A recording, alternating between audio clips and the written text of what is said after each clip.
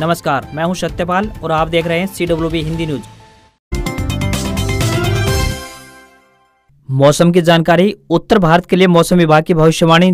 दिल्ली से हरियाणा तक दिखी कोहरे की हल्की चादर। उत्तर भारत के सभी राज्यों में ठंड दस्तक दे चुकी है। उत्तर पश्चिम भारत में दिसंबर से लेकर फरवरी महीने तक न्यूनतम तापमान सामान्य से नीचे रहने की संभावना है। वहीं इसी बीच दक्षिण राज्यों में बारिश का सिलसिला जारी है। हिमाचल प्रदेश, कश्मीर और उत्तराखंड में आज पश्चिमी विक्षोभ पहुंचेगा, जिसकी वजह से ऊपरी इलाकों में हल्की बारिश और बर्फबारी हो सकती है। इसका असर मैदानी इलाकों में देखने को नहीं मिलेगा। उत्तर पश्चिमी, मध्य तथा पूर्वी भारत का मौसम शुष्क रहने की संभावना व्यक्त की जा रही है। आने वाले दिनों की बात करें तो तापमान में और गिरावट दर्ज हो सकती है। मौसम विभाग के मुताबिक दिल्ली, हरियाणा, पंजाब में आने वाले 10 दिनों में ठंड बढ़ जाएगी। तमिलनाडु के दक्षिणी हिस्सों की बात करें और केरल के कुछ हिस्सों में तो हल्की से मध्यम बारिश हो सकती है। एक दो जगहों पर भारी बारिश की भी संभावना व्यक्त की जा रही है, जबकि तटीय कर्नाटक, लक्षद्वीप, मणिपुर और मिजोरम में हल्की बारिश की संभावना है।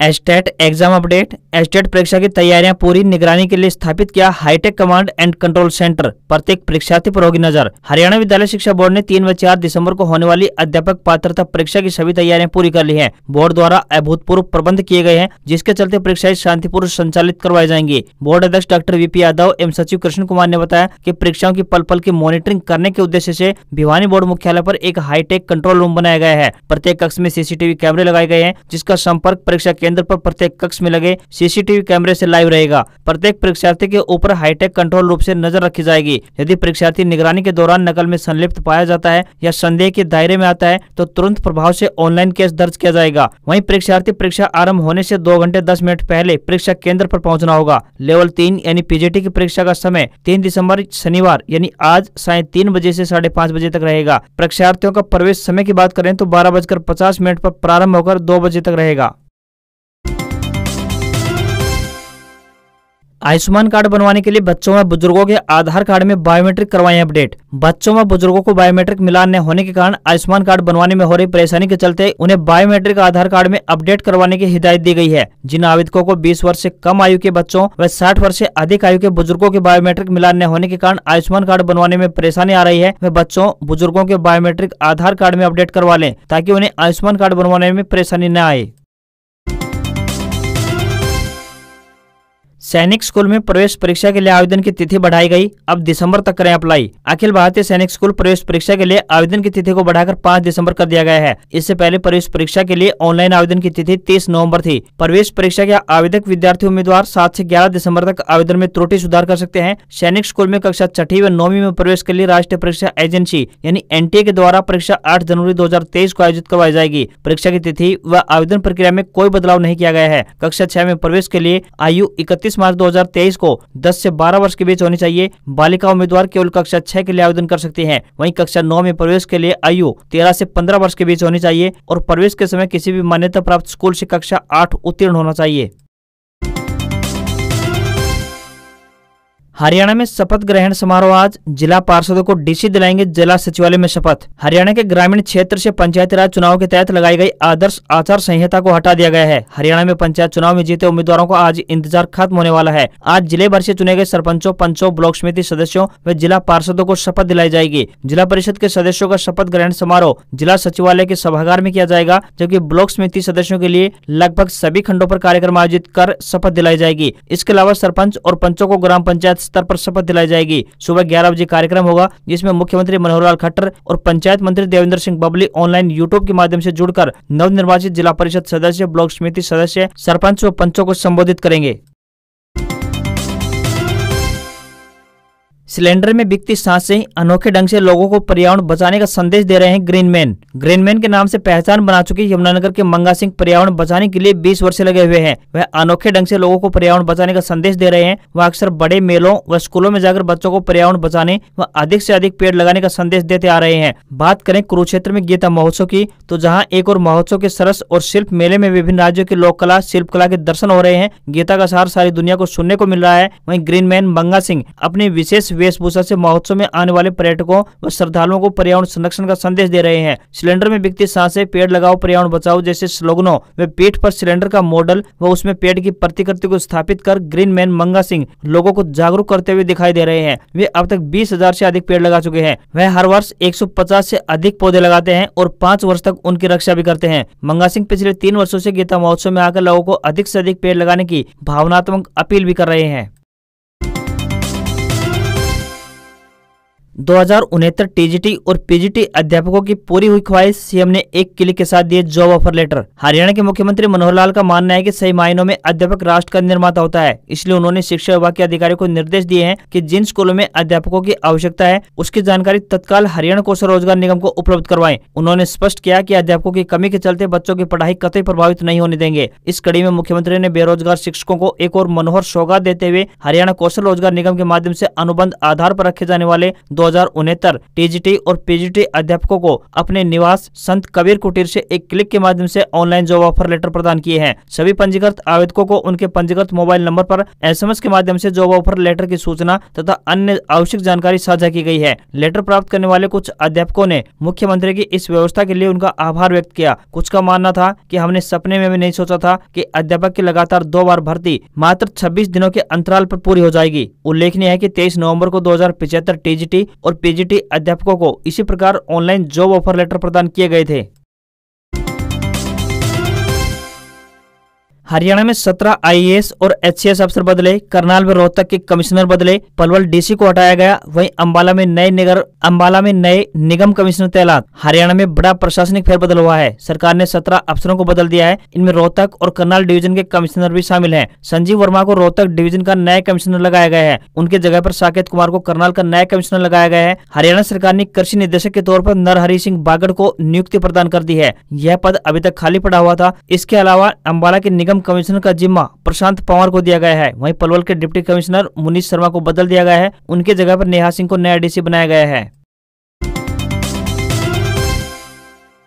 दुष्यंत चौटाला का इनेलो की पदयात्रा पर तंज, जितनी पदयात्रा अजय सिंह ने की थी अभय चौटाला उससे आधी ही करके दिखा दें। हरियाणा के हिसार में डिप्टी सीएम दुष्यंत चौटाला पहुंचे। मीडिया से बातचीत करते हुए डिप्टी सीएम दुष्यंत चौटाला ने अभय चौटाला पर तंज करते हुए कहा कि वे कह रहे हैं कि पंचायत चुनाव में जेजेपी कोई कमाल नहीं कर पाई है। हमने तो कमाल दिखा दिया, हमारे तो 10 एमएलए जीत कर आ गए हैं, उसका एक भी जीत कर आया हो तो बता दो। इनेलो की पदयात्रा पर सवाल उठाते हुए दुष्यंत चौटाला ने कहा कि जितनी पदयात्रा अजय सिंह ने की थी अभय चौटाला उससे आधे भी पदयात्रा करके दिखा दे तो मान जाएंगे। दुष्यंत चौटाला ने कहा कि एयरपोर्ट का काम मार्च के अंत तक पूरा हो जाएगा। 12 दिसंबर को हिसार में निर्माणाधीन इंटरनेशनल एयरपोर्ट की नई हवाई पट्टी पर 18 सीटर डोर्नियर एयरक्राफ्ट की लैंडिंग करवाएंगे।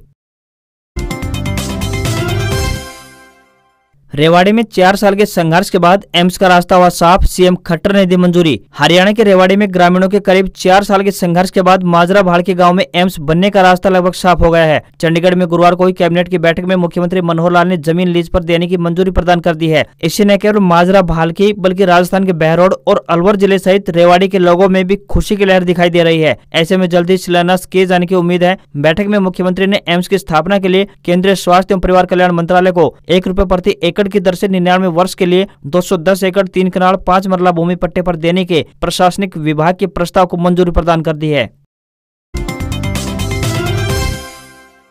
राष्ट्रपति भवन एक बार फिर आम लोगों के लिए खोल दिया गया है। यहाँ जानिए स्लॉट बुकिंग की पूरी जानकारी। राष्ट्रपति भवन एक बार फिर से आम लोगों के लिए खोल दिया गया है। 1 दिसंबर से लोग हफ्ते में 5 दिन राष्ट्रपति भवन आ सकते हैं। इसके लिए एक दिन को 5 टाइम स्लॉट में बांटा गया है, जिसके लिए लोगों को पहले से ऑनलाइन बुकिंग करानी होगी, जिसमें सुबह 10 से 11 बजे और 11 से 12 बजे के बीच, वहीं दोपहर 12 से 1 बजे, दोपहर 2 से 3 और 3 से 4 बजे तक स्लॉट बुक करा सकते हैं। सरकारी अवकाश को छोड़कर राष्ट्रपति भवन प्रत्येक सप्ताह बुधवार से लेकर रविवार तक खुला रहेगा। प्रत्येक शनिवार को सुबह 9 से 10 बजे के बीच राष्ट्रपति भवन में चेंज ऑफ गार्ड समारोह आयोजित किया जाएगा। आम जनता के लिए राष्ट्रपति भवन को 3 भागों में बांटा गया है, सर्किट 1, सर्किट 2 और सर्किट 3। सर्किट 1 में मुख्य भवन, आंगन, स्वागत कक्ष, नवचारा, बैंकेट हॉल, लोटियंस ग्रैंड सीडी, अतिथि विंग, अशोक हॉल, उत्तर ड्राइंग रूम, लंबा ड्राइंग रूम, पुस्तकालय, दरबार हॉल, भगवान बुद्ध की मूर्ति शामिल है। सर्किट 2 में राष्ट्रपति भवन संग्रहालय परिसर और सर्किट 3 में गार्ड ऑफ चेंज समारोह राष्ट्रपति भवन जाने का समय शामिल किया गया है। राष्ट्रपति भवन जाने के लिए पहले से ऑनलाइन बुकिंग करानी पड़ती है। यह रजिस्ट्रेशन बिल्कुल फ्री यानी मुफ्त है। रजिस्ट्रेशन करने के लिए आपको राष्ट्रपति भवन की वेबसाइट rb.nic.in पर जाना होगा। नड्डा की टीम में पंजाब कांग्रेस के 3 दिग्गज कैप्टन अमरिंदर, सुनील जाखड़ कार्य समिति में शामिल, जयवीर शेरगिल प्रवक्ता बनाए गए। कांग्रेस प्रवक्ता रहे जयवीर शेरगिल शुक्रवार को भाजपा में शामिल हो गए हैं। पार्टी में शामिल होते ही उन्हें राष्ट्रीय प्रवक्ता बनाया गया है। शेरगिल ने इसी साल अगस्त में कांग्रेस छोड़ी थी। इसके अलावा कांग्रेस से भाजपा में आए पंजाब के पूर्व मुख्यमंत्री कैप्टन अमरिंदर सिंह और पार्टी प्रदेश अध्यक्ष रह चुके सुनील जाखड़ को भी राष्ट्रीय कार्य समिति का सदस्य बनाया गया है। पंजाब विधानसभा चुनाव में हार के बाद भाजपा अभी से यहाँ 2024 में होने वाले लोकसभा चुनाव की तैयारियों में जुट गई है। इसी के तहत भाजपा अध्यक्ष जेपी नड्डा ने पंजाब कांग्रेस के 3 पूर्व दिग्गज नेताओं को अपनी टीम में जगह दी है। इन 3 नेताओं के अलावा स्वतंत्र देव सिंह उत्तर प्रदेश को भी राष्ट्रीय कार्यसमिति का सदस्य नियुक्त किया गया है।